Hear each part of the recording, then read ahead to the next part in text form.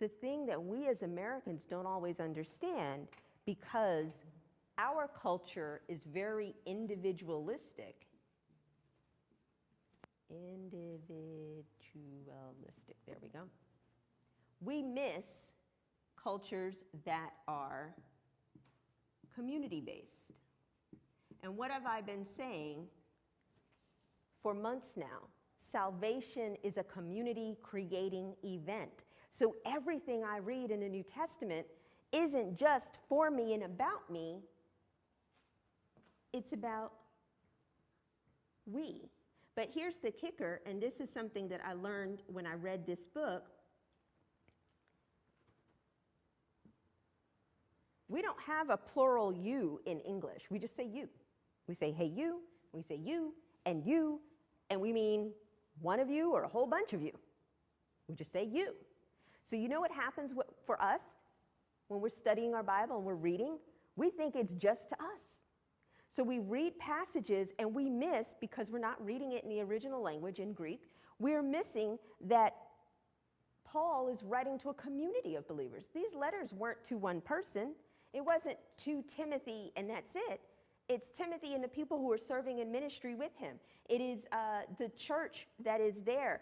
The letter to Romans and Galatians and Colossians and Philippians are to a group of people. So when Paul says you, he means the plural you. So my cousin Vinny, yous. I grew up in New York. I know people say yous. We just do it. Here in the South now, we say y'all.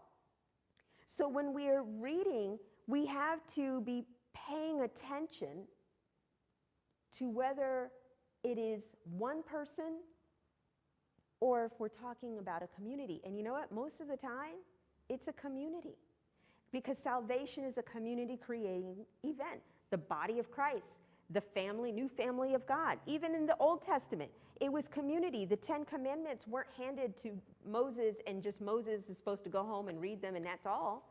No. When God gave the 10 Commandments to Moses, Moses took the 10 Commandments, comes off down the mountain, and he tells the crowd of people, the children of Israel who just had, the Exodus, they just left their situation in Egypt of being enslaved. They've got freedom. And so now Moses is giving them, through God, boundaries around their freedom.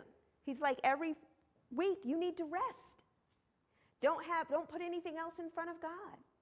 And so when we're reading the Bible, when we're studying the Bible, we have to remove our individualistic Western American mindset, because we've got to see that this was written originally to a different culture, not just in a different time, but in a culture where it mattered that we did things for the community, that we were community focused.